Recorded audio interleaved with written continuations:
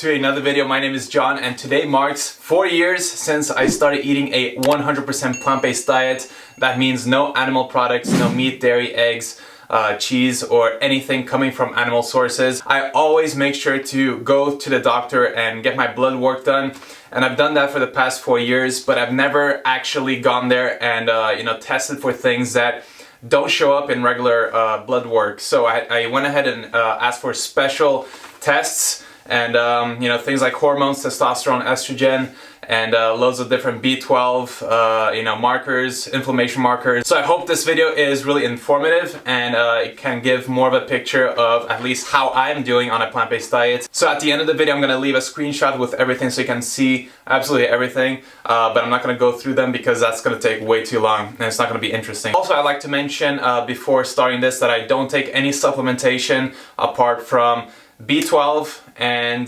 yeah, I take omega-3 from algae oil as well a couple times a week, but I didn't test for DHA and EPA because they just didn't give me an option to do that and they didn't know how I would go about doing it. So, but either way, I'm supplementing with it, so I'm sure the levels are perfect there. And I do supplement with vitamin D3 if I don't see the sun in a long time, and since I'm in Norway now for a while, and there is no sunshine basically, I am taking a little bit of vitamin D3, but usually I don't take any at all. So for this blood test, I hadn't taken any vitamin D because I just came from LA and Barcelona and there's a bunch of sunshine. And also I wanted to know if you're getting enough through sunshine alone without supplementation. And also I do sometimes supplement with creatine, but for the last 7 months I haven't supplemented with creatine at all. So just for the purpose of really seeing what my test results are, because last time I did it my creatine levels were above average, so I wanted to see what it was when I was not supplementing at all with creatine. So I'm gonna start with total cholesterol, which cholesterol only is found in animal products. So the total cholesterol range is 2.9 to 6.1 millimoles per liter, and my score was 2.9, so at the very low range of what's recommended, which is great. So the HDL cholesterol's reference range was 0.8 to 2.1, and I got 1.1, which again looks really good to me. And the LDL reference was 1.2 to 4.3 millimoles per liter, and I got a score of 1.5 millimoles per liter, which is great as well. And then triglycerides, which basically means the fat that is running through your veins in your blood. So that was a reference of 0.45 to 2.6 millimoles per liter, and my score was 0.71, which is a little bit higher than I was expecting, but still within the healthy range. So next one I'm going to talk to you guys about is zinc, because a lot of people think that it's hard to get enough zinc through a plant-based diet, and magnesium as well is one of the things that a lot of people think it's hard to get. So I'm going to talk about those two. So the zinc reference range is 9 to 17 micromoles per liter, and my result was 14.2, which is great. And the magnesium reference is 0.71 to 0.94 millimoles per liter, and my result was 0.95, so slightly above the upper limit. So one of the benefits about eating a plant-based diet from whole food sources is that it helps reduce inflammation, and inflammation is a cause of a lot of chronic disease. Obviously optimal to keep your inflammation down, so I went ahead and tested for different inflammation markers. So the first one is erythrocyte sedimentation rate, which again is an inflammation marker. It can be used to determine conditions such as arthritis or other immune diseases. So the reference is 0 to 20 millimeters, and my result was 2 millimeters. So very low on the spectrum, which is great. We don't want any inflammation in our body. And then C-reactive protein is also one of the markers that people test for to find out if you have inflammation going on in your body. And the reference range there is 0 to 4 milliliters per liter, and my result was under 1.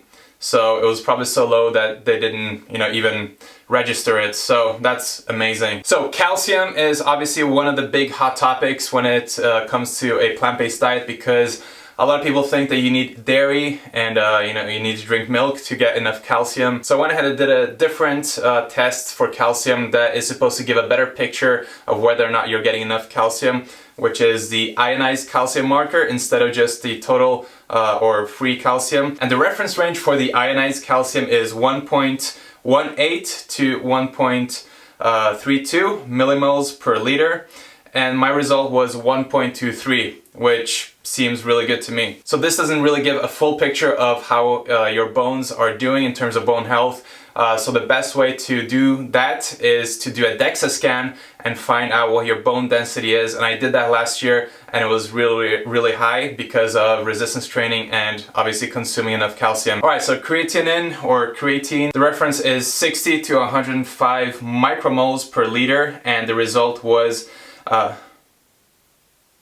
my result was 91, which is really good. I'm definitely producing enough creatine in my own body. Remember that like cholesterol, you produce your own creatine, whatever you need. So yeah, my levels were perfect there. Okay, so next one is iron, or the market that we should be looking at, which is ferritin. So the reference range for ferritin is 25 to 200 micrograms per liter, and my result was 79. So yeah, looks really good to me. Iron is pretty much one of those things where you want to keep as low as possible, especially heme iron, because of complications, and more research is coming out with suggesting that iron or high levels of heme iron can be problematic. So you don't want to be deficient or under the reference, but you definitely don't want to be above it. The next one that a lot of people think is a very big problem on a plant-based diet is vitamin A.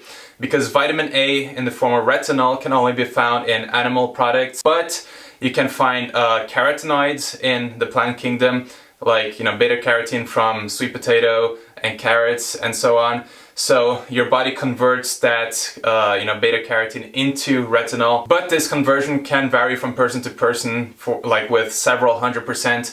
So everyone's conversion rate is different. So the reference range for vitamin A is 1.2 to 3.2 micromoles per liter, and my score was 1.3. So it might be a good idea for me to increase my intake of sweet potatoes and carrots a little bit. It's really not an issue unless you're way below the reference range, so it's completely fine, but why not consciously try to include more of these healthy, beta carotene sources like sweet potato and carrots, as they provide so many benefits to my health. So I'm going to focus on that as well. B12 is the main thing that people can't get from a plant-based diet because of our sanitation process in the modern world. Whatever the reason is, it doesn't matter. The fact is that we're not getting enough B12.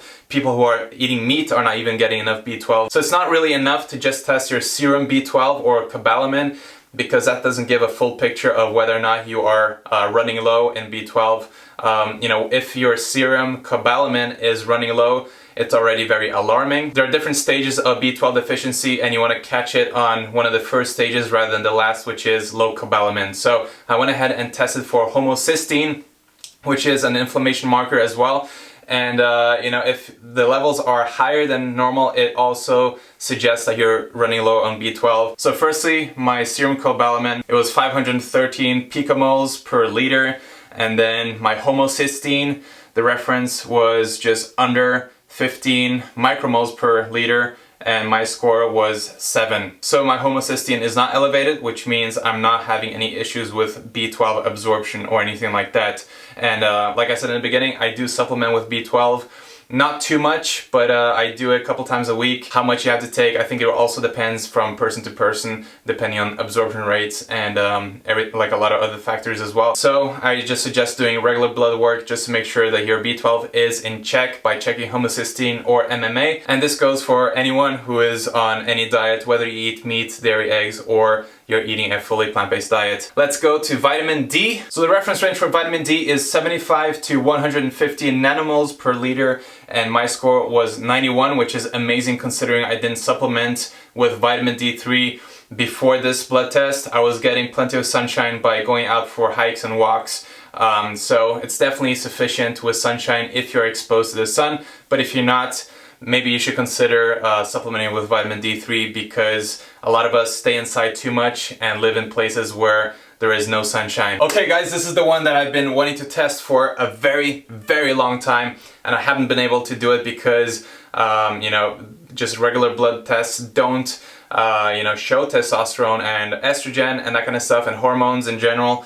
So I ordered a special test to test my testosterone and my estrogen. And also a lot of people do accuse me of using steroids because obviously you cannot get jacked on a plant-based diet, so I must be using a lot of steroids. But remember, if you are on testosterone therapy, or if you're taking huge amounts of you know, exogenous testosterone, your hormones or your levels will be way, way higher, like, you know, not even at the highest reference, but way, way beyond that. And if you stop using testosterone, oftentimes you'll be way below because your body is not producing enough on its own. And you know, who has the time to worry about all that unless you're a professional bodybuilder? I'm not a professional bodybuilder, so I have no idea exactly how things work. I haven't really researched it too much, but my serum testosterone levels, the reference was 6.7 to 31.9 nanomoles per liter, and my results were 17.8. So a little bit above the middle range there, so pretty much optimal. And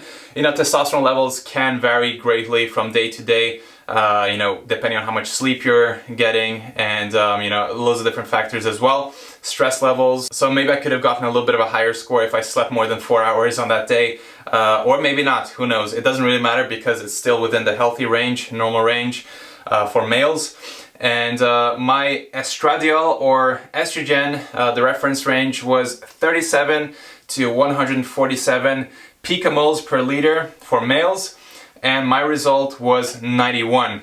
So this is really good as well, because a lot of people think that consuming soy or soybeans or soy products, tofu, tempeh, and that kind of stuff that I eat a lot of because it's a great source of protein, a lot of people think that that will raise your estrogen levels and turn you into a girl, basically, and give you man boobs. And there's a lot of studies that have come out since the 70s or whenever this myth you know, started becoming popular, and all the studies that come out prove that it doesn't really affect your estrogen levels. I'm sure if you just eat soy all day and isolated soy, maybe you'll have an issue, but if you're just eating, you know, food and not just chugging down isolated soy all day and, you know, pounds and pounds of it, there is going to be no effect at all.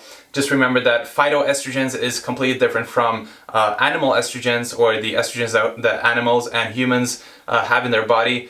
And a lot of studies have actually showed that phytoestrogens can actually lower you know, estrogen, and that can be actually a very smart thing for people who are worried about you know, raising their estrogen levels, to consume soy products as well, to avoid any issues if they're also consuming animal products, or maybe even for people who are on steroids who are doing bodybuilding. I think it could be a really good tactic to use. Soy definitely plays a role in my healthy diet, and it definitely does not impact my estrogen levels. I've been eating soy for 4 years, never an issue, still been making a lot of gains, and yeah, everything is within normal range. So that's pretty much it. I'm gonna leave the screenshot of the rest of the markers in case you want to check it out. It's in Norwegian, and the units are a bit weird, but I'm gonna leave it here, like, just in case you want to do your own research. But I'm feeling good, I'm feeling healthy, feeling energetic and positive as always. So I just wanted to share the blood work with you guys, not to convince you that I'm better than you and I'm healthier than you, but just to prove to you guys that in my own life, at least, and for myself, this diet has been amazing in terms of optimizing my health. I've had no issues with it. So there you go, those are my results. Thank you so much for watching, and if you want to stay tuned with my content, don't forget to hit the subscribe button and notification bell to be up to date with every upload that I come out with. Leave a comment, let me know what you think about my test results, and yeah, I'll see you very soon. Peace out.